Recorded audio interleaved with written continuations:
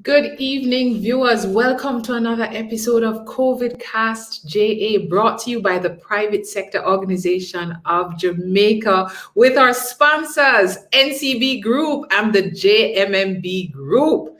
We are today at episode 55, and today we're looking at the film industry. We are going to be screening the future. You may be wondering, if you're at episode 55, what happened to the other 54 episodes? These episodes are available right here on Facebook, on YouTube. They're also available on smallbusinessportal.com. That's smallbusinessportal.com. But not only do we bring you the actual episode with our experts, but our experts also provide us very valuable training information that we provide to you every week, or memo, or weekly SME memo. This is available to you. Email us so that you can be a part of our mailing list at sme@psoj.org. You got that? sme@psoj.org. Don't be worried though, just in case you're wondering, what about the other memos? These memos are also available on smallbusinessportal.com. Follow us on Instagram at PSOJ Financial Access. Follow us right here on Facebook. Set your timers because we are here every single week at 7:30 p.m. And I am your host, Rochelle Cameron. So tonight we are continuing our discussions on the creative industry. Last week we talked about sports. We also had the business of music. We spoke to our influencers. We spoke to our persons in event management and promotion. It has been really quite an amazing series. So please, we encourage you to watch back this series. We also had a week that we talked about intellectual property and the business behind the business of the creative industry. This information is available to you at smallbusinessportal.com. Don't keep the information to yourself, share it. Hi, Jana. I am excited for tonight too. Rajesh, happy for you to be back. Kadeem, happy to be here too. Looking forward to hearing from JP and the other speakers. Tonight, need crowd. Tonight, as my young people say, tonight have a buzz. So we're going to be joined firstly by a lady, Renee Robinson. She is the Film Commissioner of Jamaica.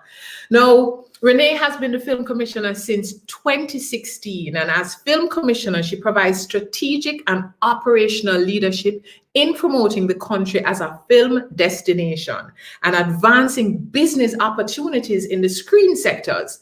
She is an orange economy expert, and if you don't know what that is, Renee is going to explain that to us.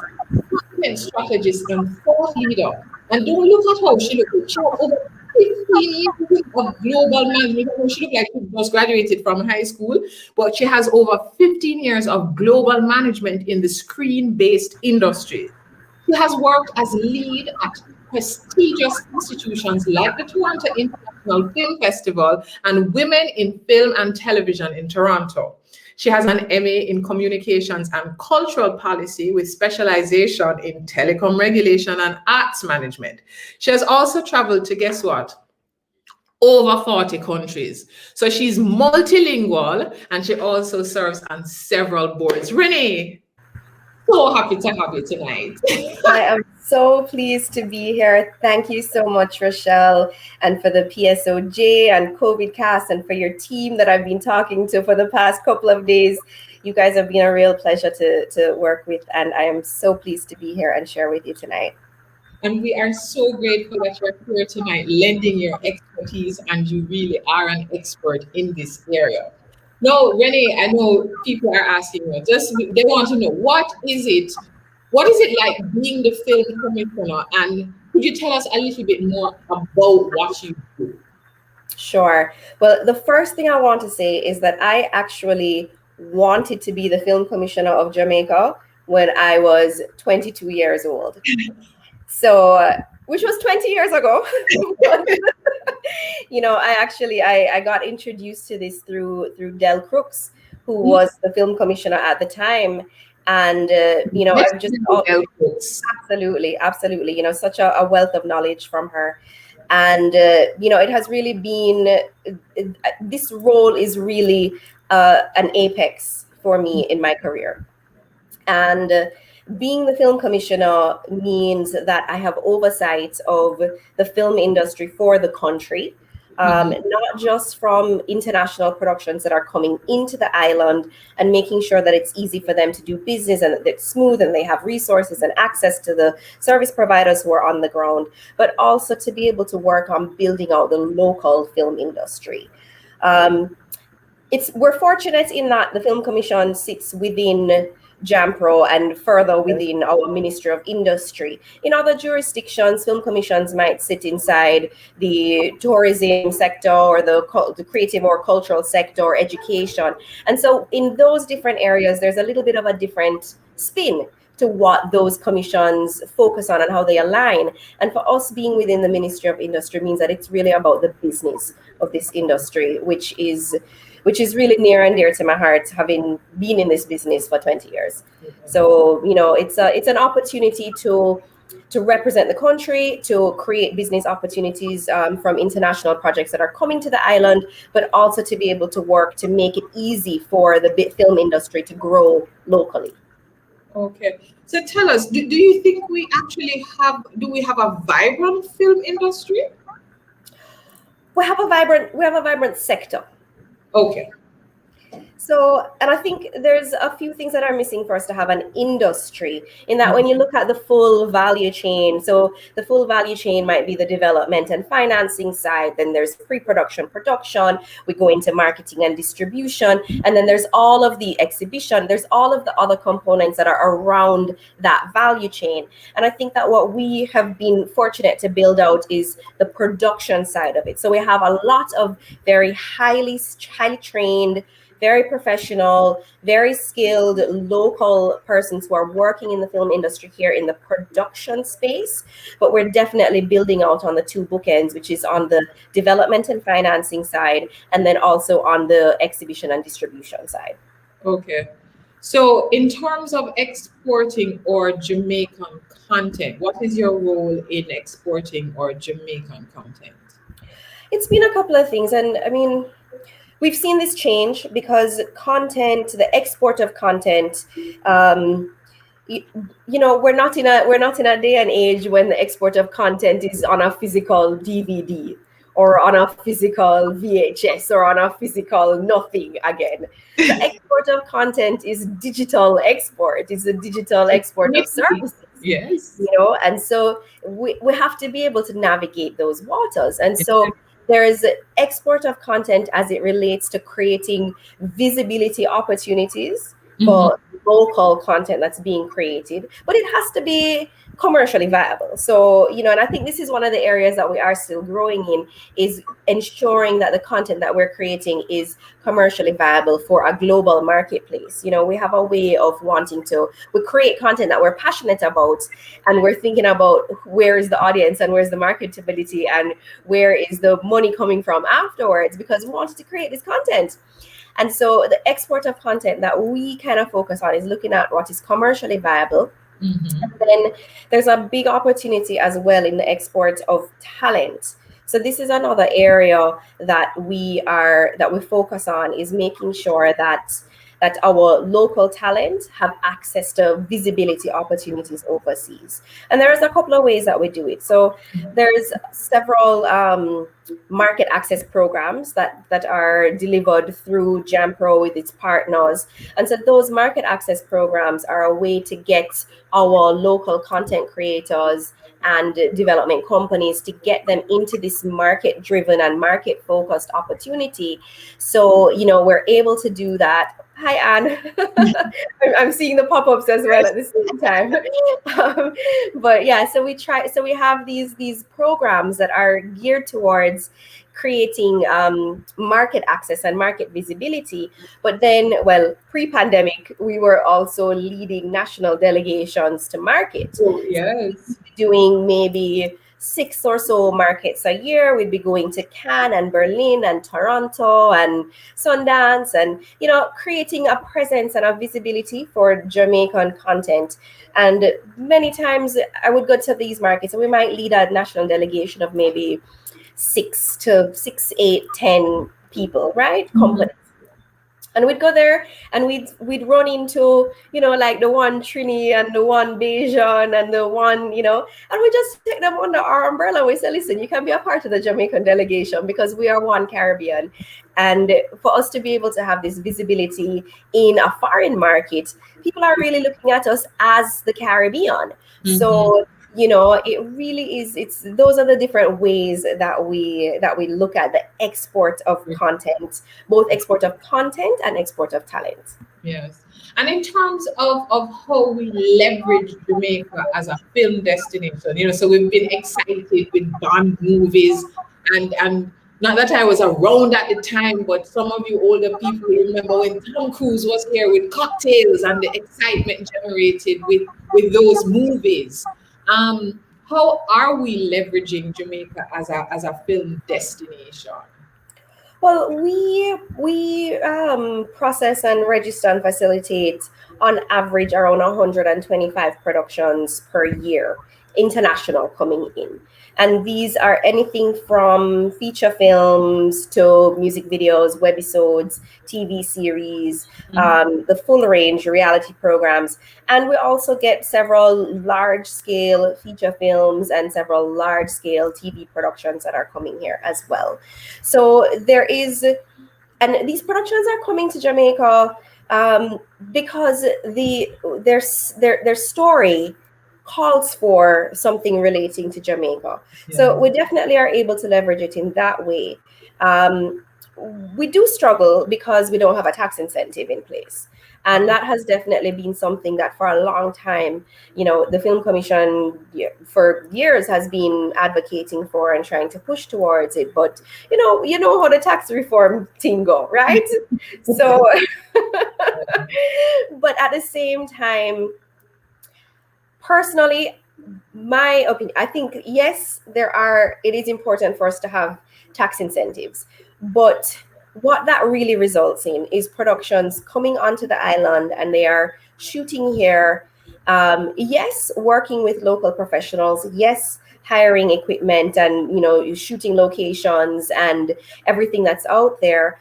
But at the same time, our international productions they get on a plane and they leave when it's done, And so, yes, we are getting that visibility, but the core thing for me is how do we actually transform what's happening in the local ecosystem and turning it into something that is viable, sustainable, vibrant, mobile, growing, and and tangible for our local professionals. Because what I've noticed, actually, as I was saying, we go to maybe about 6 markets per year.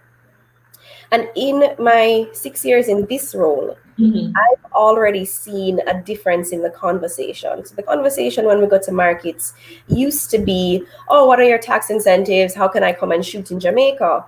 More recently, the conversations that we're having is, what are Jamaicans creating? How can I see that? Where can I find it? Oh.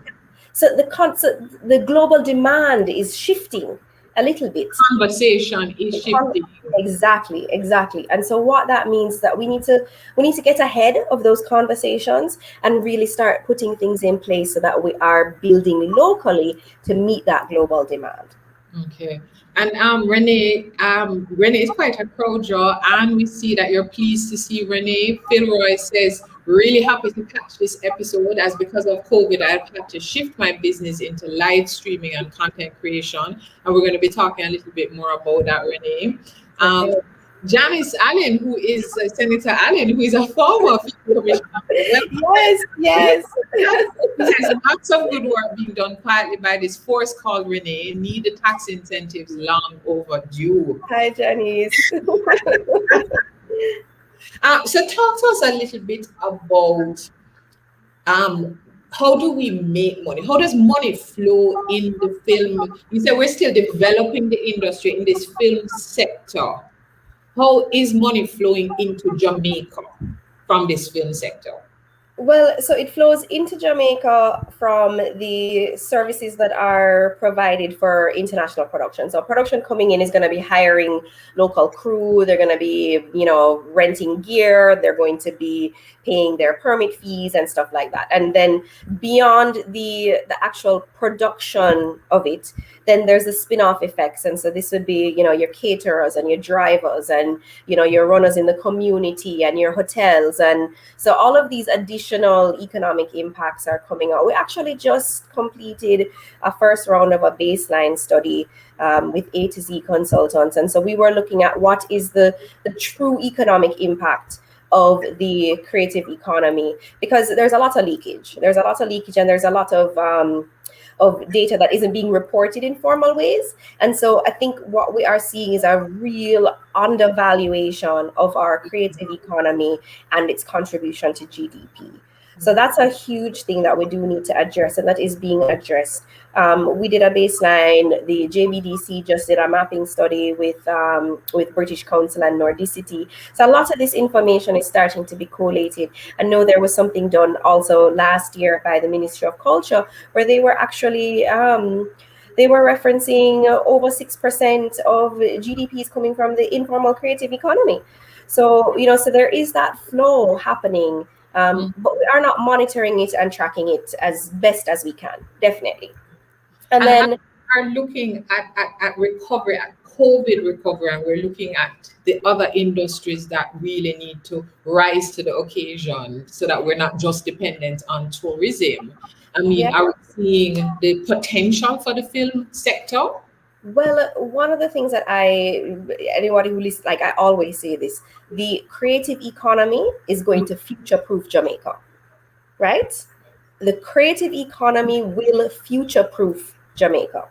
And I say that with the utmost of confidence, because if you look at jurisdictions that are building an economy based on what might be traditionally considered their competitive advantage, whether your competitive advantage is natural resources or a digital economy or whatever it might be, but anywhere in the world that you go, if you say the word Jamaica, people are automatically associating us to a cultural legacy and a cultural heritage, and to we are a behemoth. We are a creative behemoth around the world, and we're recognized for that. So I think the sooner that we actually tap into that as our competitive advantage and start putting in place the same kinds of building blocks that are necessary to push a robust and mature creative economy, then we are going to future-proof Jamaica. That is how we're going to future-proof Jamaica. And I have to ask the question because we see the Bollywoods of the world and the Nollywoods, and we're seeing on Netflix a whole set of series coming out of Africa. And Jamaicans, we always, as little as we are, we always say, so what is seeing them from Jamaica? Because everybody wants to see Jamaica. I mean, how can we capitalize on this brand Jamaica to actually get the film, the investment opportunities? I mean, what are those investment opportunities in film? I think a core thing that we need to do is we need to be able to get our investors and our financiers to be able to speak the language of creativity, and we need to be able to get our creatives to speak the language of business.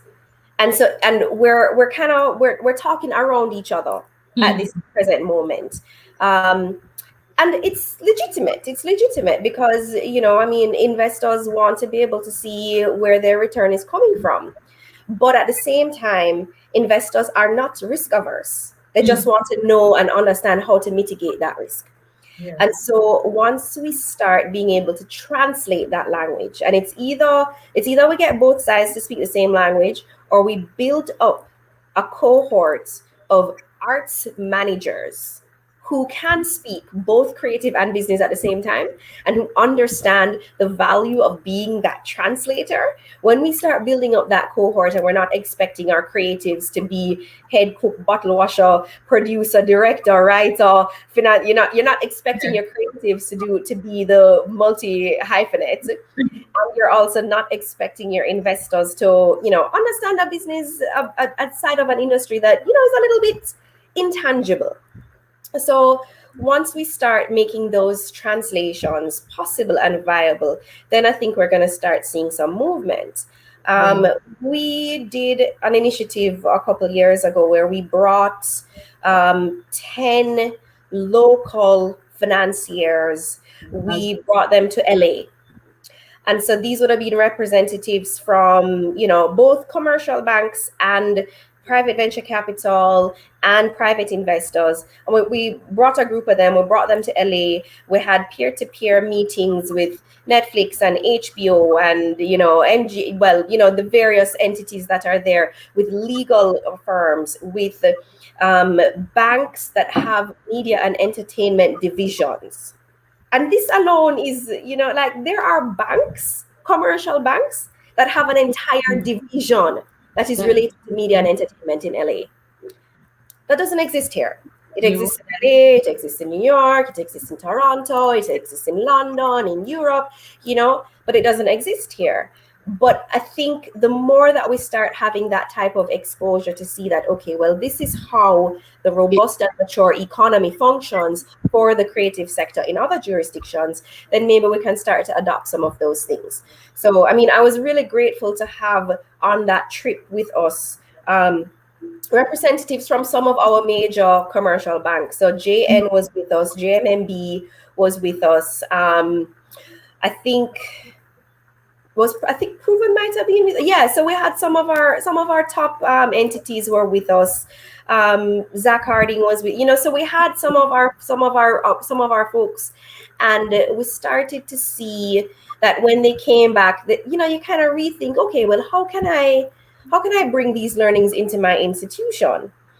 But at the same time, it can be one person. Exactly. It can be one person who is, the head of their particular division, that all of a sudden they have to be batting at the board level to try to create a media and entertainment division for their company. It kind of has to be something that's on a broader scope. Yeah. But, so these are all the initiatives that have been happening. So we see the investment in construction, we see all the construction going on, but we're certainly not seeing our investment institutions moving with that kind of in the creative industry. And let me because Jerry Bentwick, hi Jerry. Jerry says, would you agree that the lack of endorsement of the entertainment industry by our leaders has aided in the slow rise of our film industry? That's a good question, following up on what you Jerry, I tried to tie me up, Jerry, I don't think it has been lack of endorsement, to be honest. I think the belief and the desire is there. I think it is, we struggle with implementation. We struggle with power in numbers. So we struggle with having a critical mass. So we might have our individual representatives and our individual leaders who are pushing, and I know Janice had mentioned that there's a lot going on behind the scenes and stuff like that. It's a quiet revolution, but it is. I don't think it's a lack of endorsement. I think we struggle with the implementation, and we struggle with critical mass, and we struggle with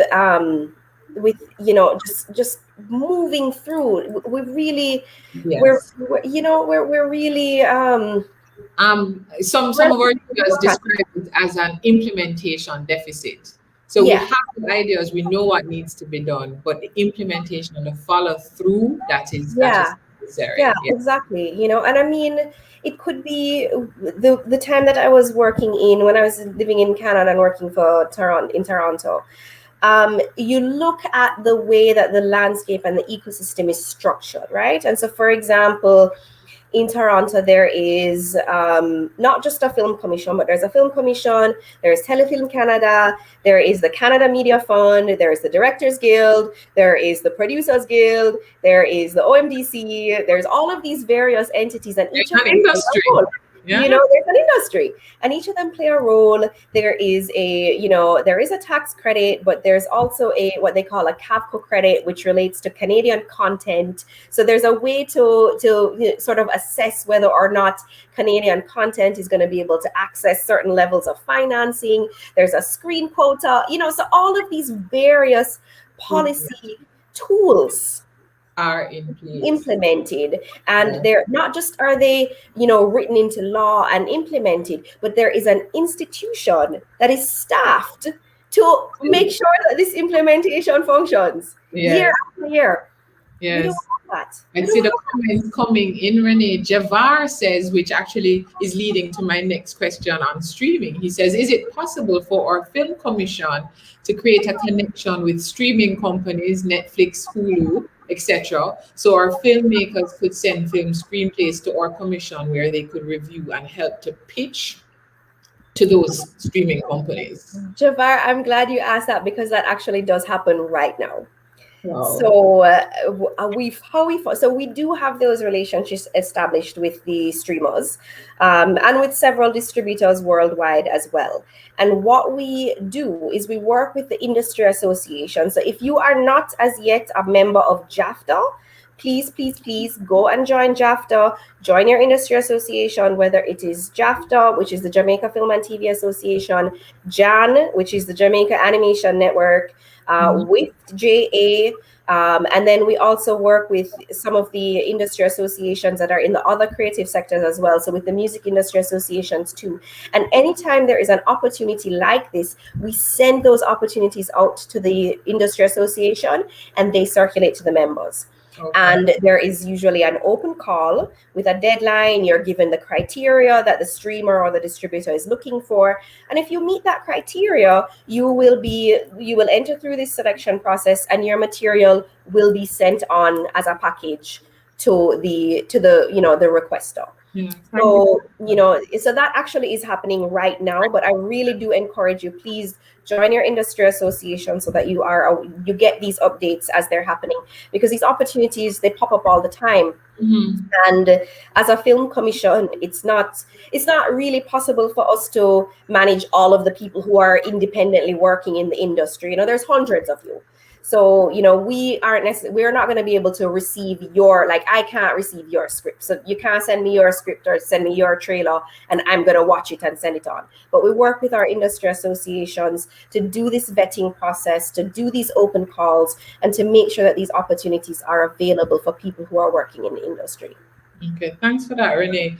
And Renee, I don't want us to get to the end of your section and we don't talk about the historic move this week that Amazon has bought MGM. What's going on there? How is that affect the film industry? Well, I mean, first of all, if I had $8.45 billion, then, why not? So this was a big deal. This was really a big deal. And it's an $8.45 billion deal between Amazon and MGM. And I mean, I think it's gonna have a couple of places that it could go. So on the one hand, this isn't the first time that we're seeing mergers and acquisitions and media consolidation happening in the screen-based industry. It's been every now and then we go through these hills and valleys, and all of a sudden you start seeing people just buying up and consolidating and all of that. And we're in a phase of that right now. MGM put themselves up for sale, including their debt. And so that was a big deal as well. And now Amazon is essentially going to inherit a catalog of 4,000 films, 17,000 hours of television, and they're going to inherit that catalog that they can continue to monetize for streaming in the future. So it's putting them squarely, the competition between Amazon and Netflix was head and head. Netflix has a stronger industry foothold in terms of producing and commissioning their own content, original content. That was for sure something that Netflix had ahead of Amazon. But I think with this merger, we're going to see more subscription, more visibility on the Amazon platform, on their Prime Video platform. And I think it's also going to start a little bit of a squeeze, or a further squeeze, I should say, on theatrical.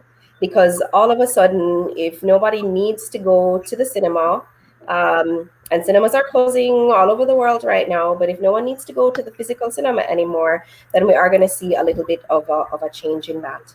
So, there's a couple of ways that it could play out. I think it could also herald another race of mergers. There are a few other entities. There's Sony that is a little bit up there as well, STX. There was also there's been rumblings between Warner and HBO. So, we're starting to see the playing field shift a little bit again. So, we'll see how it goes, but I think it's putting Amazon squarely, with Netflix as the leading of the streamers, with Disney Plus directly behind them. And we have to ensure that as Jamaica, that we are positioning ourselves so we're not left behind. I see Janice says, great going, Renee. You're perfectly placed. Wishing you all the best going forward. I'm very excited about this new phase in streaming and seeing who the big boys will. Phil Roy actually asked, what are the steps to protect one's content prior to engaging these streaming companies? Any advice on that? Well, I would have to know a little bit more. Are you talking about content in terms of a script, or do you have a finished product that you need a digital watermark? So, there's two ways to think about it. If it is your script that you're talking about, then definitely you want to make sure that it is registered at JIPO. That is for sure one thing that you do need to do, is to register your intellectual property on your script at the wordmark level. You also want to never send a full script anywhere. You can send them an extract, or you can send them, something like that. But be very cautious about where you're digitally sending a script, if it's not watermarked or copyrighted. If it is a physical content or, something like that, then for sure put a password on your, make sure it's password protected on your platform, whether it's Vimeo or anything like that. And at least that way you get a sense of where it's being accessed. Okay. Adam Cummings said, I think we have to prove value and proof of concept of the viability of our industry. We have to show that there's a significant market that is willing and ready to spend on our final products for monetization. And indicated that she's written a novel set in Jamaica, 2 TV series and 2 screenplays. And can you suggest any literary or film agents who can help move these projects forward? What kind of agency does she come to JAMPRO? Does she join JAFTA with this kind of request? Well, let me take Adam's first, because I think Adam's absolutely right. There is one of the challenges that we have here is that there aren't enough eyeballs. And so any type of proof of concept that we are working with, trying to use Jamaican or even Caribbean visibility is very limited. So you do need to have that proof of concept that you're able to show it into the market, that you are able to show they call them comps. So it's your comparative. If you're going to say, well, this particular film is similar to this other film and this one made X amount at the box office, you can always get box office data from boxofficemojo.com. So, there's always ways to look at comparative films and be realistic about what your proof of concept could look like, and also where it might play and where your audience might be. I mean, nobody wants to hear that the audience is males and females from 8 to 80, that's not going to fly. So, be very clear about where your audience is in your proof of concept, and give it the opportunity to be realistic as you're pitching it and presenting it. Because yes, the actual monetization locally and regionally is is small. We are small. We're a very small territory. In fact, Jamaica, the Caribbean, isn't even considered a territory if you're looking at digital distribution or anything like that. We're either lumped into Latin America or we're lumped into North America. So we don't even have our own territorial distribution. So we have to be very, very careful about making sure that we're putting in numbers that work. So, and that requires research. Sometimes you do have to purchase a report in order to make sure that your research is accurate. So, this is just part of the cost of doing business for someone who's preparing a business plan or a monetization plan for your content. So there's that. And then for Anne, yes, Anne, I know Anne sent me an email or a LinkedIn, and I know about your project, Anne. So thank you for raising it here as well. I think the best area, definitely you do need to look for a literary agent or a film agent. I think that's a good idea. It's good to look for one who is close to your location, someone who you can develop a relationship with, and also someone who has demonstrated that they have an interest in culturally specific content. So, identifying, and you can do your research on this, but definitely looking for literary agents or film agents who are interested and who have demonstrated that they are advancing and pushing forward culturally specific content is a great way to start. There are places that you can do this research. You can subscribe to IMDb Pro. So that's the Internet Movie Database, IMDb Pro. Sinando is another database that people in the industry subscribe to. You can subscribe to Variety, any of the trades, Variety, Screen International, Deadline. So all of these places, and yes, sometimes there might be a cost to this, but all of these places are places that you can start doing some research on which lit agents or talent agents or sales agents might have a catalog or a portfolio that is best suited to the work that you're doing. Okay, thanks for that, Renee. And Renee, have gone over time because this conversation has been so interesting. But I see one of our young filmmakers, Joel Poe, and I think I'd just like to wrap up this segment. We have about a minute. So she asked, are most of your projects funded internationally, or have you found local grant opportunities? And very importantly too, what are your best recommended training opportunities for young filmmakers in Jamaica, not in film programs? Well, I'll address it quickly. That's a huge question, but I will address it quickly because I know we're moving to JP. So the funding, there are some, it is difficult to identify funding locally, Yes. Which is why we've been doing this sort of ground level work with, upskilling and, bringing our local financiers to be a little bit more closely connected to the film industry. We have had some successes there in that we've been able to facilitate pitch sessions with angel investors, with banks, and through, for example, with Kingston Creative, we just did a pitch session with them, with Graph Ventures. So, there have been opportunities for us to be able to put content in front of persons who have money that they want to contribute to content, but it is still an emerging process. There are also a lot of international grant opportunities that are available to Caribbean applicants. Many of them are based in Europe. You can do some research around CARIFORUM, so the ACP EU, that's the Africa, Caribbean, Pacific, European grant program. So there are some cultural grants there. There is the Hubert Bals Fund in Netherlands, in somewhere up there. There's the World Cinema Fund. So there are a couple of these larger scale. There's the Bertha Fund for documentaries. There are some large scale international grants that are available for Caribbean persons to apply to. So I encourage you to do that research on that for sure. And then I will wrap by saying that the feather in the cap that I am hoping to push forward with, and that we have been getting some support, but we are not yet there, is we are hoping to advance on a national screen fund. So it has been in development. The legislation, we're advancing it through the legislative system. It has to go to cabinet. It has to go through the various ministries. So it's not through its processes yet, but we are hoping to advance this in the near future.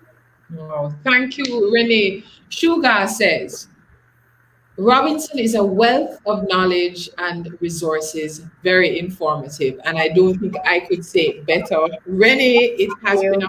pleasure. We're going to have to bring you back on CovidCast because you truly are a wealth of knowledge and resources. And I know you've provided a lot of expertise and assistance today to our MSMEs and certainly those in the creative industry. Thank you, Renee.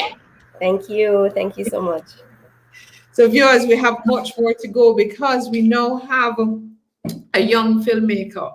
One, JP Williams is a content creator and budding young filmmaker who just released his debut short film, The 1938 Unrest, produced by Studio 8.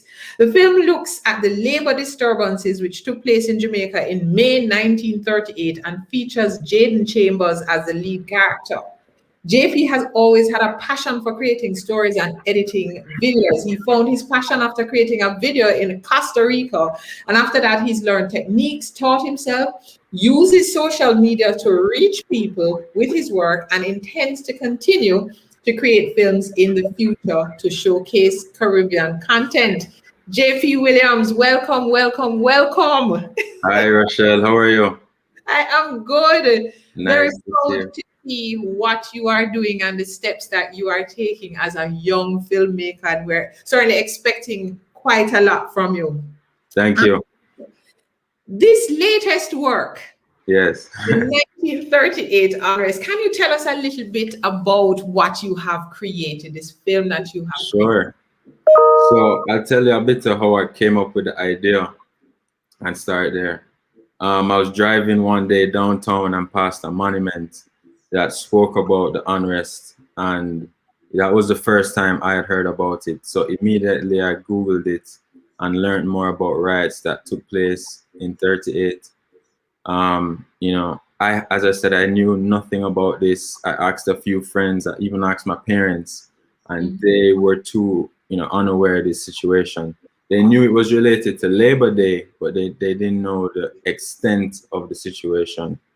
At that moment, I just felt called to tell the story, or to retell the story, and give it a modern spin so that it could appeal to to viewers in the 21st century.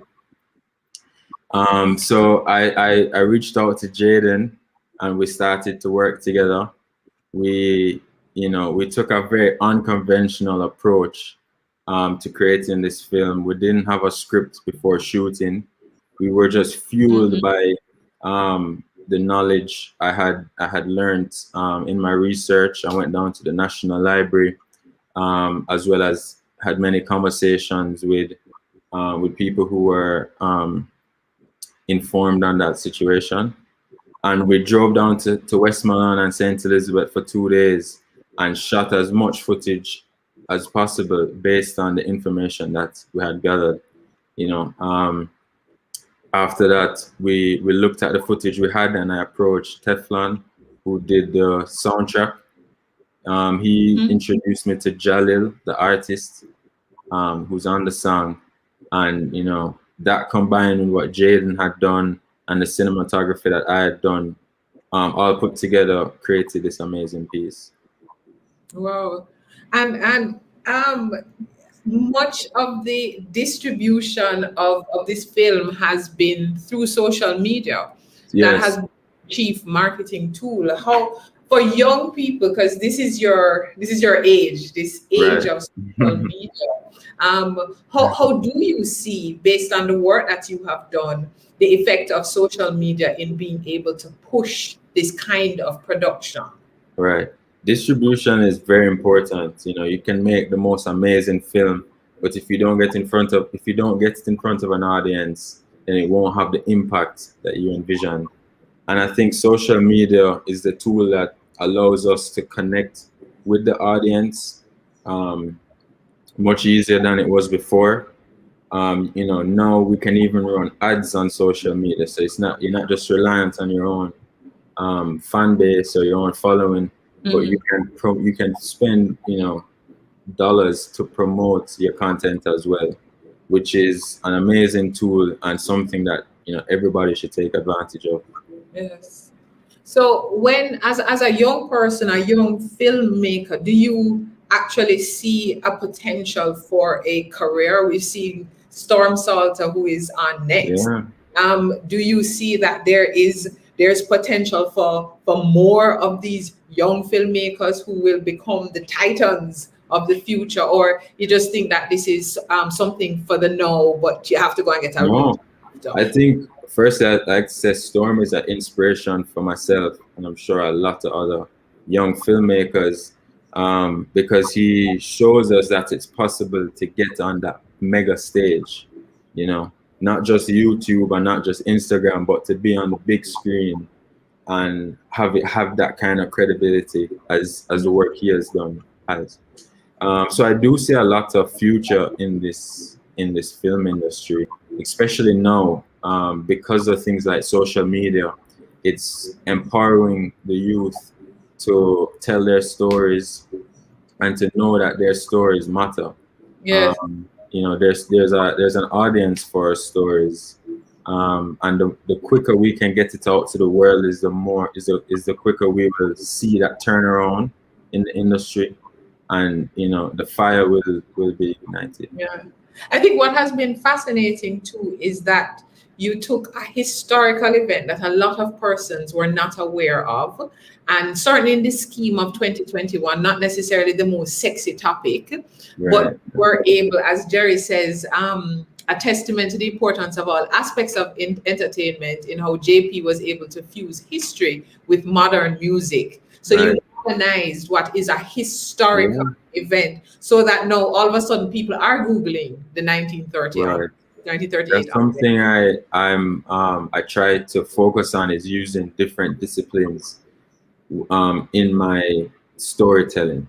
I don't want to just be confined to filmmaking and strictly looking at visuals. I think anyone that is involved in filmmaking is aware of how many other disciplines come to play. So music, dance, performance, literature are all different disciplines of art that are very important. And that's something that I was really happy to see come out in 1938, was how strong the music was. I think that brought a lot of life to the piece. Yes. Rajesh says, very interested in documentaries myself, would love to see more of these real life events based films. JP, what have the reviews been like for 1938? Well, the reviews have been good so far. A lot of people mentioned them not knowing about this, which I expected. And that was, our goal in producing this piece, was to educate people on what happened.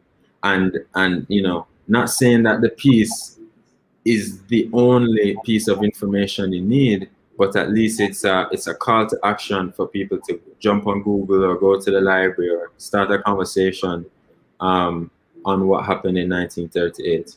Yes. So the reviews have been good. People want to see more stuff. And that's exciting on my end, because I want to create more stuff. So I'm just ready to do more work. Yes. And from your experience in having done this production, what are some of the learnings, any nuggets that you would wish to share with our audience that you've picked up on this particular journey? Right. Well, I would like to say, if you have a vision for something, if you have a story you want to tell, the responsibility lies with you to get it out there, right? Even when you have all the budget you need and you have the biggest crew, there still will be times that things won't line up to schedule, where things won't be exactly as you had planned, and you have to go the extra mile to get that shot, right? Yeah. So just having that discipline and having that that hunger for capturing what you want to capture and telling the story you want to tell is very important. Another thing I would like to say is the importance of collaboration. Something I was keen to before 1938, but was able to put in full effect in the execution of 1938, which was bringing these super talented people together who are professionals in their own right and having them play their part to produce something, you know, something bigger than myself, I would say. Yes. Yes. Um, And so, Jerry is actually asking, because I said Jerry says Jerry fast, and he want to know if any more projects in the pipeline. Any right. give us on that? Nice question, Jerry. Thank you for that. Jerry actually used to teach for drama back in the day. So I have a short film called Jamaica Nice Man that I started last year at the start of COVID, which I hope to get out this summer. I call it a travelogue, because the protagonist travels around Jamaica to these different natural attractions. So in a lot of ways, it works well at marketing Jamaica. So I have that short film coming out soon. I also want to work with other young creatives to produce films similar to 1938, short digestible films that can be shared on social media and can be easy to produce. Yes. Yeah. With all the conversation we just had with Renee that talked about where the industry is going with streaming and social media, you are coming in to that kind of streaming experience. And the thing, just to wrap up, in terms of the business aspect of it, so you would have created this film, you're moving forward with it, you're passionate about it. What are some of the things you are doing to protect the business that you've created? Yes. So firstly, I've been in conversation with lawyers. I think that's the aspect of it I knew least about, was the legal side of it. So I've been working with lawyers to secure everything and to put the right things in place to ensure that security is there. In terms of business, you have to get in front of investors and stakeholders, people who are interested in investing in film. Yes. And I think a good way to do that is to produce portfolio pieces that speak for themselves. And that's what 1938 is also there to be. So it's to be a portfolio piece to introduce myself to the space and get people interested for bigger projects. Yes, thank you for that, JP, which I think helps to answer Tinker Hall's question. She asked, what advice would you give to aspiring filmmakers as it regards making a name for themselves? Before you even make a name, you're saying, talk to the lawyers. Yes, get it all wrapped up and secured. Yes, before you even start worrying about making a name. So JP, really glad to have you. And of course, Boss Bigger. We know that you were on CovidCast, and we are grateful to see that as a young person, you are moving forward in this business. And as Gareth Daly says, congrats. Hi, Gareth. Congrats, nice. JP. Great job. Thank you, Rochelle. Thanks for having me. I see the comments coming in. Well done, JP. Keep up the great work. Junior Fender says this is great, and I'm happy to see you share your experience in producing this film. I will be following you. Great going, JP. Thank you. I appreciate it. So the conversation continues as we are screening the future. Tashara Lee, I see you. Storm Saulter. Storm Saulter is a name that we know very well, and he is on CovidCast today. Like his name suggests, he is making moves in the industry, and he has taken it by storm. A published award-winning filmmaker and visual artist from the Grill, with works featured in Rolling Stone magazine, The Fader, and exhibited at the Brooklyn Museum, the British Museum, and the Museum of Contemporary Art, Miami. Hi, Storm. His award-winning debut film, Better Must Come, was hailed by critics as signaling a fresh new movement of independent filmmaking throughout the region.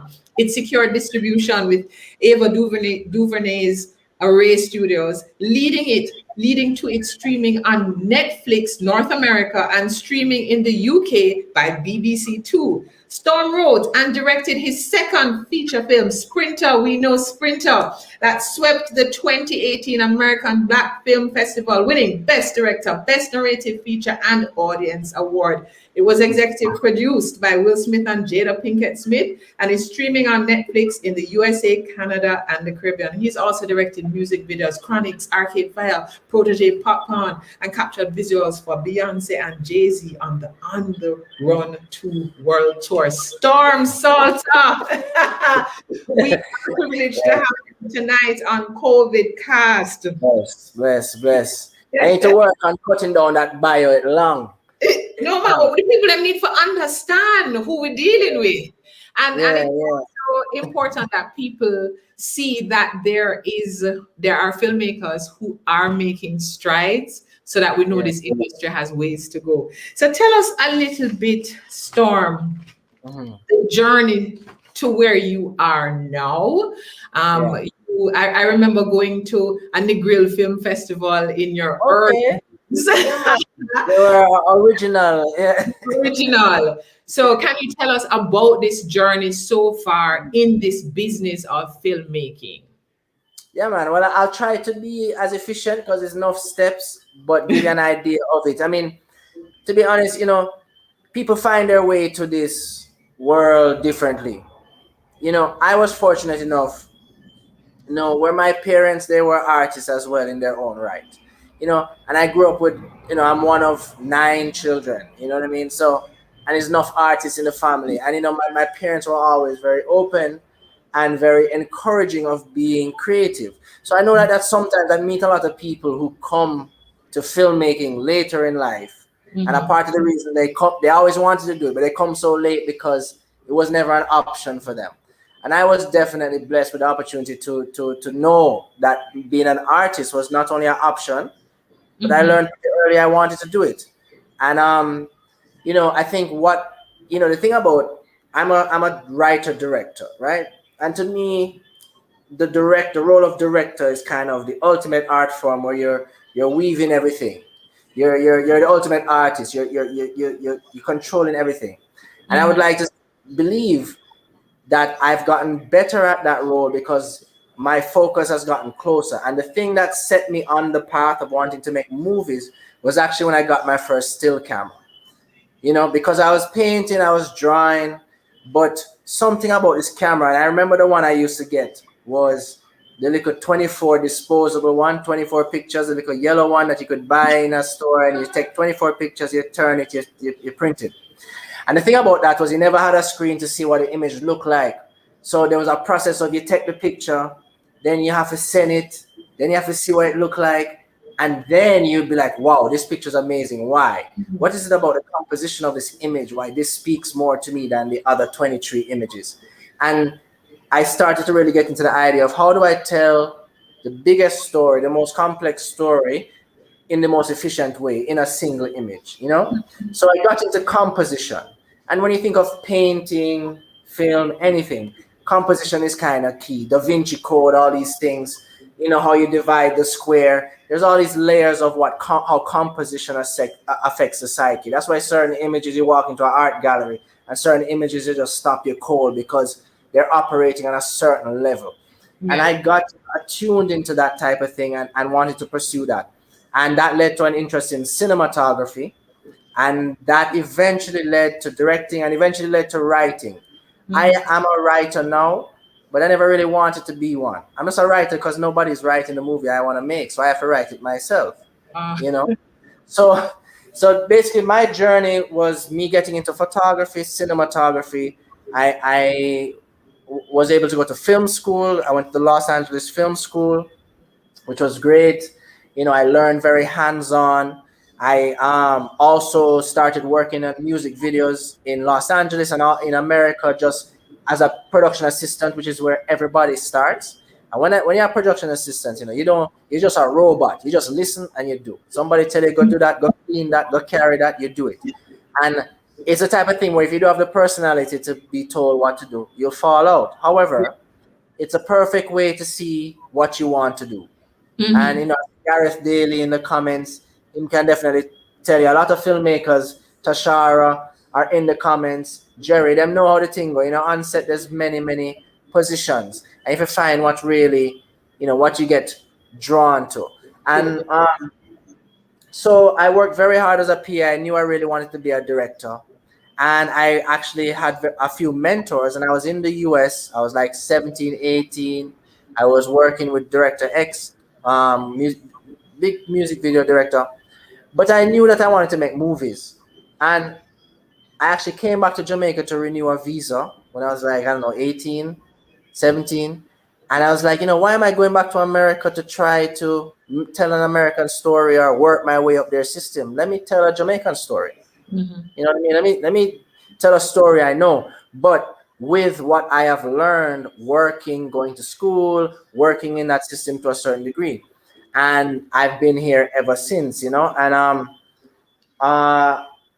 it's funny because between Better Must Come and Sprint, I'm kind of jumping ahead, but let me just talk about where the world is right now. Between Better Must Come and Sprinter, I would pitch a story after Better Must Come to people for investment, and they would kind of say, how are we going to really attach someone with international? How are we going to get an America? How are we going to do that in a much more overt way? Like that was the only way to work. And even some of the same producers that gave me this commentary, now when I pitch new projects, they're saying, no. How do we keep it in Jamaica? How do we get more Jamaican? And this is because the world has changed. Streaming has opened up the world. You think of series like Narcos. Don't take it simple. You see, Narcos is mostly subtitles, and there was a big thing about not wanting to do subtitles and that compromising language and skewing more English because it doesn't sell. But Narcos made it so that the world was okay reading subtitles and still being engaged, because before that they would say Americans don't want no subtitles, you know what I mean? And that affects Jamaica and Jamaican and how you put together talent and so on. So the world has kind of changed as the stories I'm trying to tell have kind of hit a certain mark, and I think it's a very exciting time, for telling stories from the Caribbean now. You have been able to attract Jada and Will Smith as executive producers of your film. Can you tell us how were you able to attract that kind of funding, that investment?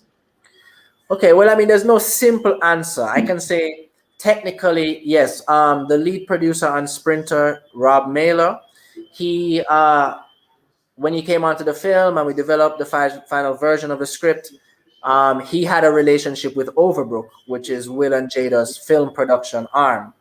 And that has recently changed now and been dissolved, and their film production arm is now Westbrook. But at the time, it was Overbrook. So he had a previous relationship there, and that created an opportunity where they said, hey, what you working on? And we were able to put a script that was really ready in front of them. Mm-hmm. And they read it.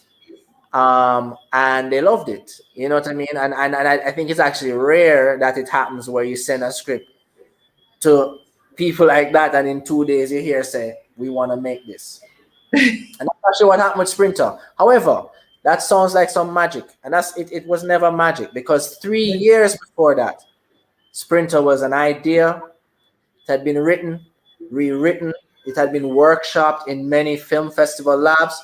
The Trinidad and Tobago Film Festival, I participated in at least 3 workshops there and other workshops at other festivals, and developed the idea where it became the best version of itself, found partnerships with my producer, and created all of the luck or all of the opportunities that when that moment came where you could put that script in front of him, when we dropped it, it was real, and we had thought about all the angles. Not only that, I've had a great opportunity to work with Usain Bolt, as a legend. And it spent years because of folks like Maxine Walters and other members of the film community. I was able to go onto those sets and work my way up from a behind the scenes photographer to a director that was now directing Bolt and working with Puma and other organizations. And those years of that relationship building led to the point of me being able to ask, will you support this film?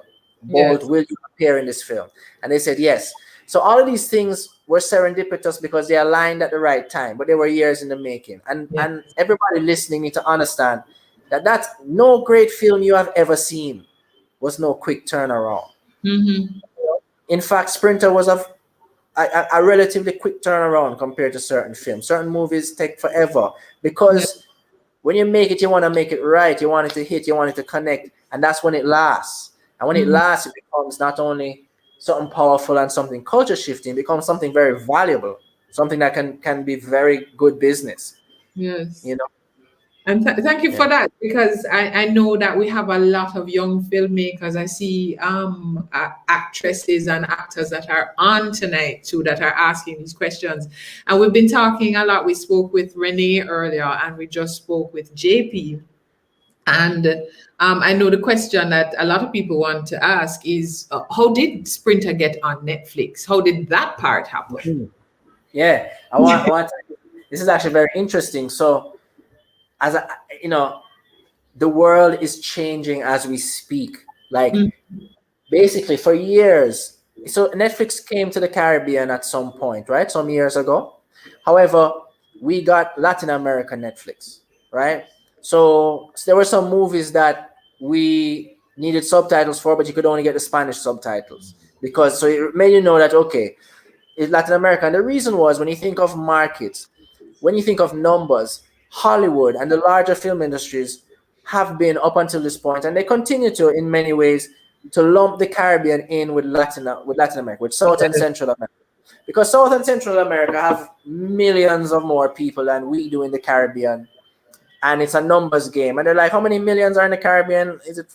I'm not exactly sure. I know it's tens of millions, but it's not hundreds of millions. Yes. It's not maybe 500 million that they have in South and Central America. So, as a result, you make a film that is impacting in the Caribbean, it's impacting in film festivals, it's impacting in diaspora communities, it has a potential to cross over. If it's not impacting in the South and Central America market, which is a language change, which has its own film festivals to build its own thing, if it's not impacting there, they didn't see it as relevant. So, for example, my first movie, Better Must Come, was also on Netflix. It was on Netflix, but it was on Netflix in the United States. Okay. It was geo-blocked, and it didn't have enough traction to get on Netflix in Latin America, which is so Jamaicans could watch it, which is a very interesting to think about. So it's a Jamaican film. It's a breakout film. It's done well enough to get distributed by Ava DuVernay's company, by Array, and to have US distribution. And it's showing in theaters there. And it's on Netflix there, but because it doesn't tick the boxes in Latin America, it can't play. However, but what we were able to do with Sprinter was we were able to prove that we could carve out a market in the Caribbean. And Netflix, I believe, for the very first time said, you know what? We're going to give them the Caribbean as well as North America. So we were on Netflix in the United States, which is its own geo-blocked market. We were on Netflix in Canada.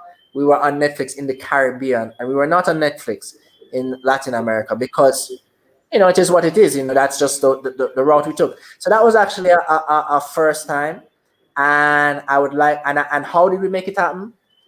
Our distributors in the US who have relationships with Netflix were pushing.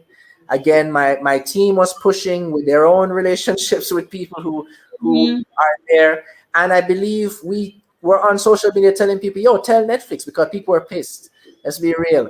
The movie, everybody waiting for it to come out on Netflix in America. Jamaicans, it don't come out on Netflix. So there was a 1 week delay where all of our people who are interested emailed Netflix like crazy. And we just attacked from all angles. And they said, okay, yes. Okay, here it is. Yeah. So, you know, you have to, it's like we're making art, but we are proving markets and we're proving value. And if you're not thinking about how you attack the market and how your work translates, it's kind of, you're lucky if you can just be a weird, crazy genius artist over in a corner making your genius work and it gets properly marketed and sold and turned into good business.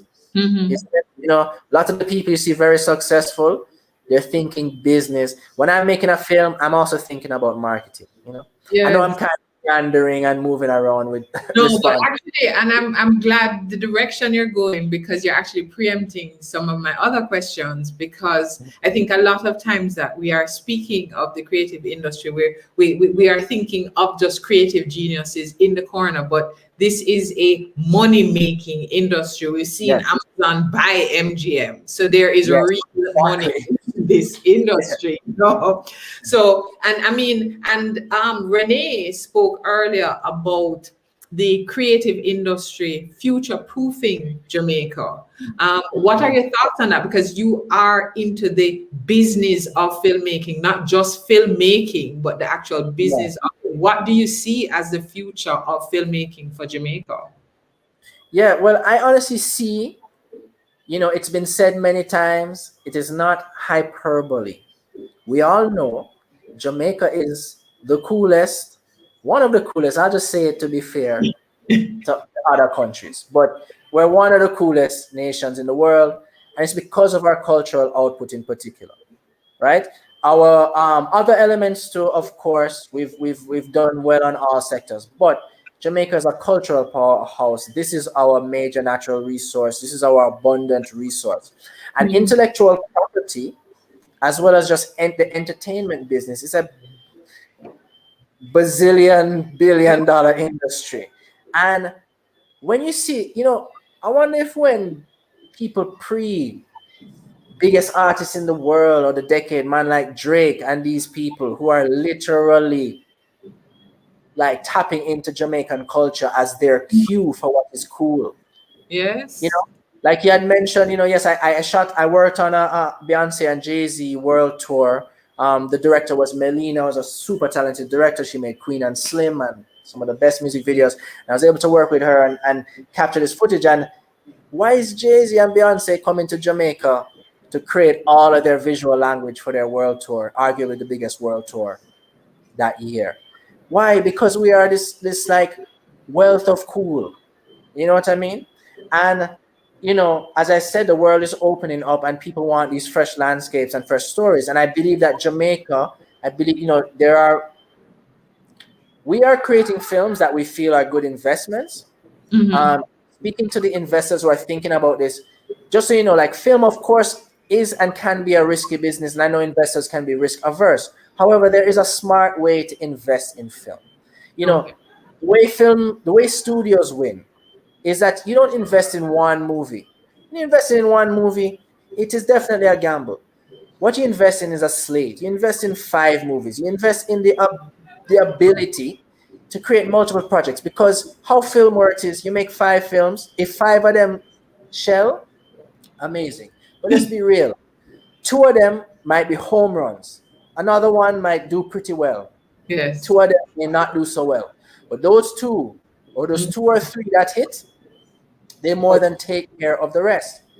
And that is how it works. And what we are with the projects I'm developing both in television and on film, we are, myself and my production team are creating opportunities for diversified investment at scale, investment that has a measurable impact on culture, that has capacity building at all levels of the entertainment business and support businesses. Like, for example, with Sprinter, we hired at least 1,000 extras, right? We had, builders, architects, seamstresses, carpenters, catering, extra talent, coaches, consultants. You know what I mean? This is all that goes into making a movie. Can you imagine when you make a TV series and for 6 months, and instead of making 2 hours of material, you're making 8 hours of material. You're hiring hundreds of people. You're training the next generation to come up and step up, and that is what we're aiming to do. The projects that we have in development are based on like very strong intellectual property, whether it is John Crow's Devil by Marlon James, or the Sprinter series, which is in development right now.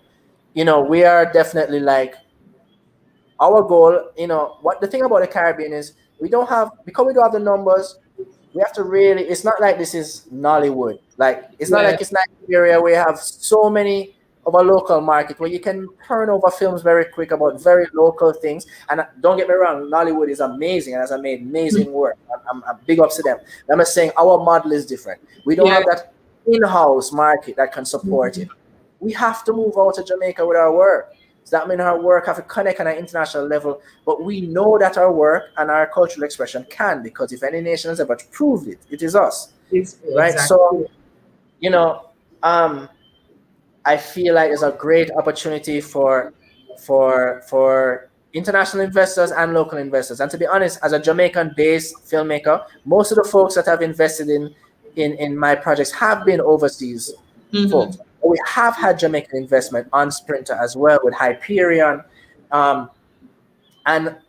I think that it's becoming a way more friendly space for it. And I would like to work with Caribbean investors, because in the same way a Caribbean filmmaker's point of view matters to make sure we are being told about properly, it's the same way that the people investing in and believing in and supporting the work, if they understand where we're coming from and what we're really trying to tell, it comes over in the work. You know, a lot of the time I have to be explaining to my international partners why this is relevant, why this scene is relevant. You know? And it's a completely different conversation with a Jamaican investor who already gets it. But as you say, we don't have the numbers to be able to just have our captive audience in Jamaica. We have to be exporting. And I mean, you've really given us a nice walkthrough with investment and the kind of job creation that happens when a film is made, but also what will happen if we have TV series being created. We have a lot of young filmmakers on. We have, I say, Natalie Flimsy White, who is an actor. What kind of advice would you be giving to the next generation that's coming up? It's funny that Storm is now giving the next generation advice. I know, right? Because you were that generation. No, you're a veteran. What kind of advice, especially in terms of the business of filmmaking? Because you said you're a writer, you are a director, but at the end of the day, you are thinking of the marketing, you are thinking of the business, you're speaking to the investors. What kind of advice are you giving to the next generation that's coming up? Well, I'll tell you one thing. It's the thing about film that's interesting is it's because it's such an artistic endeavor. There's a lot of creative people with a lot of emotions, a lot of sensitive individuals, right? Because you kind of have to be. If you show me a great filmmaker that isn't very sensitive and passionate, you know, there's not many, you know what I mean? So you have to balance and manage this passionate, creative output with sound business strategy and a sound idea of how this art is going to make good business so you can keep making good art, right? Now, there's the obvious things like, is this a story that is obviously going to be attractive to a large audience? Now, sometimes it's not obvious. I would suggest if there are things that are of the zeitgeist, of the moment, you know, something that you can see that, you know, it's not of the moment right now, but in 6 months, this thing people will be talking about. Subjects like immigration, subjects that are never going to get less interesting. They're always going to be at the top of people's minds because the world is getting tighter and closer. And the thing is, sometimes there's companies that only invest with issues of current social importance. Yes. You know what I mean? Be thinking about how is your story relating to a current issue, because you can pitch it. You're like, look, you think it's just a story about this, but really we are speaking about this moment in this conversation, say about gender-based violence. Look at what is happening in Jamaica right now. Look at, I mean, I don't even want to go there, to be honest, but at the end of the day, as storytellers, we live in a world and we have to find ways to make sense of the world through our art, right? So find subjects that people are interested in, are passionate about, that people want to talk about, that you want to raise awareness about. That's one way. And find a way in to tell a global story. You know what I mean? Because ultimately, you have to tell stories that are broader than your immediate space. You have to tell stories that are going to ignite the diaspora because they're going to help projects to cross over. Yes. And you know, in terms of good business, you have to look out for your team. Now, I have had issues. I've partnered with people before that at the time made sense, and in the end, it's a nightmare, and it becomes bad business. And things that you put a lot of work into, you can't actually exploit to the point, or you can't make good business out of it because you have people on the team that are troublemakers. And that is kind of sometimes what happens in this business, you know what I mean? And you have to really make sure you have people that, one, are willing to put in the work that's going to take years, and two, it's one thing when nobody not talking about your work, but you see when something start bust, you see when you start win awards and people get excited, all of a sudden people jump up and say, I did this, I did that, I need half, all these types of things. And this is where the business comes in. And I know it happens in music as well, where it's just a vibes, and an artist at a studio make a tune under vibes, and to bring up paperwork and who owns what, they're going to broke the vibes. So you just allow it. And then years later, you hear say, Ratty, we never make no money off of that tune, and it was number one. And it's like that, separating the art from the business, drawing your lines in the sand, owning your material. And I'm going to tell you, this sounds easy when I say it, but this is never easy, because as an artist, you're always sharing your art, and you're bouncing ideas, and you're discussing your work. And it's like you have to manage, you have to be protective while also not being isolated. Yes. Yeah. So if you have a producer, if you have a writer, if you have somebody developing with, you have to just, in the midst of the creative, figure out what the clear lines are, so that you can have that in a contract, so that things adjust as they adjust, and the business is not because something's a success, all of a sudden things get rearranged, and that reach enough project. And the thing is, when you want to get a project distributed, for example, if a distributor from another country says, hey, I want to put your film out, but when they're trying to do business with you, they might have some seem like there's problems, and this one cussing and this one sending, it's like, they're like, you know what, it's okay. It's a little toxic, let's move on. And that's something you have to try to avoid. And these are some things that you're not going to really hear about until you maybe find yourself in those situations. And you have to really analyze the character of the individuals that you team up with, and you have to kind of make sure that they're going to be useful all the way through, and you make sure you don't give away all your material. Now, another thing is, who owns the copyright? If you are the creator of your idea, many people can say, boy, I may have an idea, and then I talk about it. But if you never write it down, if you never sent it to your lawyer to copyright, if you never had a paper trail of where the idea come from, then you're opening up yourself for who owns the idea. And really owning your copyright is important. If you have work, write it into a treatment, write it into a synopsis, get it copywritten. So when you send it out to other people, if people say they want to make it, they can't go around you. They have to come through you to make it. And as creators of so much intellectual property, Jamaicans need to become really masterful at owning it. And as I say, I'm not speaking because I'm a master at it. I'm speaking because I've learned. Yes. Yeah. Wow. This has really been quite a masterclass from Storm Saulter on the business of filmmaking. And Jerry asked, is there a project or entity that you want to work with, but that you have not yet gotten the opportunity? And to add to that, as we're wrapping up, what can we be looking out for from Storm Saulter? Yeah, man. Is there a project or entity that I want to work with? There's definitely certain actors that I want to work with. But I got to be really honest. I just want to see the ideas that I've been working on for a long time, my feature film ideas, as well as my TV series ideas. I want to see them going into production. I want to get on set. I want to be directing them, and I want the world to be seeing them. That's really what I want. I've spent this whole time in quarantine, basically, doubling my efforts in the writing room. So, I have many ideas that are always bubbling. I try to focus on the best ones. And you don't always have time to work in writing, but writing is the source code. The script is what you follow. That's the beginning of everything. That's the beginning of every conversation. So I spend the time writing a lot and getting projects up to the point where I can pitch them. I now have projects that are in development at various stages of development. And really, I want to make John Crow's Devil, which is an adaptation of Marlon James's novel. It's a feature film I've been working on for some time. We are working on a Sprinter TV series, and I'm hoping to be able to make some announcements about that soon.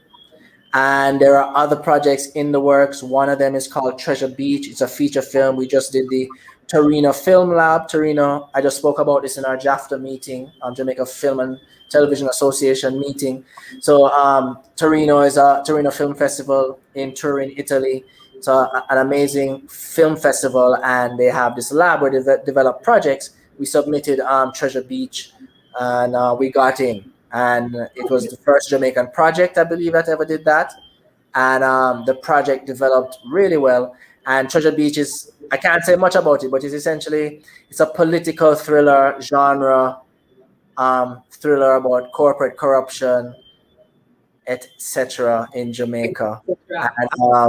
And I'm excited and hoping to make that film very soon, actually. And then, for me and the folks I work with and the larger Jamaican film community, because really the people who really are in this film community, we all work together. We all work with each other from working on set together. And the real goal is to get more films and to get television series here so that we can all be working for half the year. And also the next generation of creatives can step up, have a training ground, etc. And also, I spoke about investment earlier. With the projects that we're doing, we're very much thinking about realistic investments with like an exit strategy. This is not just pipe dream stuff. We're really thinking about putting together projects and slates of projects that really have a chance at success and that are the height of risk is not as major. So, I do feel like this is a really growth industry for the country. That, others recognize that and get into it. You know what I mean? Like the world of streaming has opened up the world to us. Also, before I went, I wanted to say big up JP Williams. I was listening to you talking. I was listening to you. I'm going to watch your film if it's online. If not, send me a link. And I just wanted to say, like, so a brethren making a film about Jamaican history, diving into our very rich history. And as he said, it's not just, it's not the be all and end all of our history, but it's a gateway for you to now go onto YouTube, etc. And that is also mirrors how I felt about Better Must Come, my first film, which was set in the 1970s at the height of the political war. And it's not the only story about that. But it's a beginning point for us to look into our history and how much it has affected where we are now and beyond. So I think that there's a lot of historical moments. I know there's other great talented filmmakers coming with things. And I think that we should just go for it, jump into our mythology, jump into our history, and jump into our present.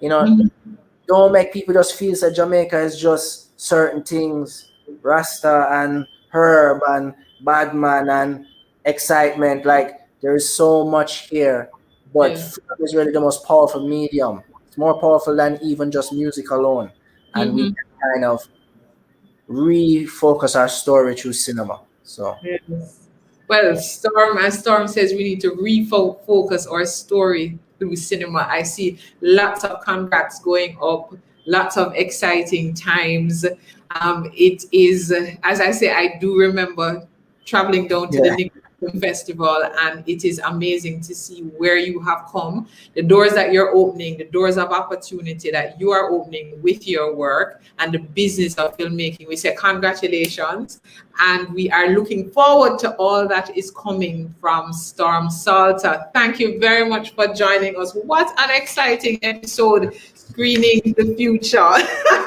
I see Gareth on, I see Tashara on, I see many members of the film industry on, and for those of you who are just joining us and you're wondering how did you miss Storm Saulter, JP Williams, and Renee Robinson from Jampro, this episode is going to be available right here on Facebook, on YouTube.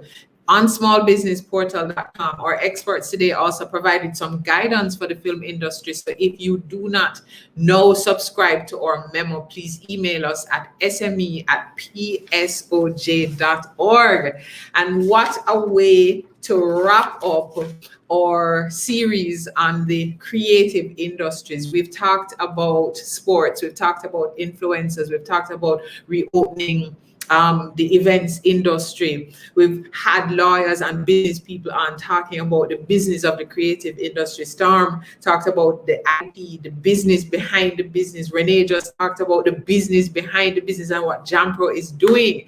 So it has really been quite, Sandra says, very informative session. Thank you, Sandra. We've had some amazing experts over this series, and we are starting a new series next week. So next week, the first episode in our new series, we're going to be looking at the future of work. What will work look like as we emerge from COVID? Will vaccinations be a means of getting a job?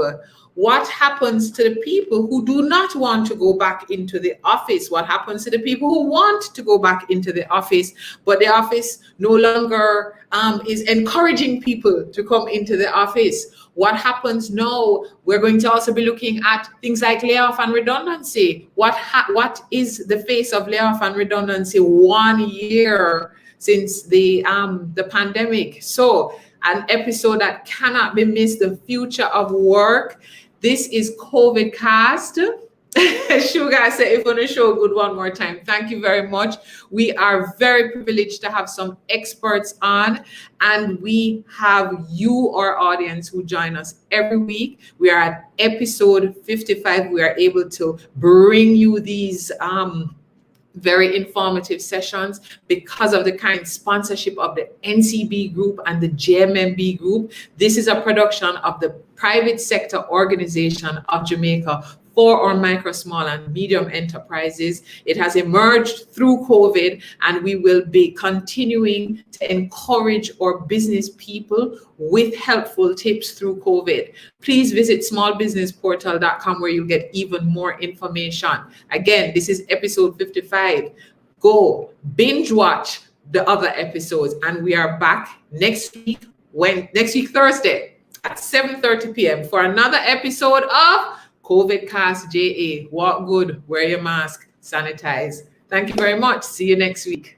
So you have a great idea to start a business, but you don't know where to start. We completely understand. You have a lot of questions and almost no answers. Smallbusinessportal.com is here to help. At smallbusinessportal.com, you gain access to information on loans, grants, and investment opportunities from verified financial institutions. Guess what you also get? Useful business tips, access to training. All these services combine to make your business idea into a reality. Start your journey today at smallbusinessportal.com.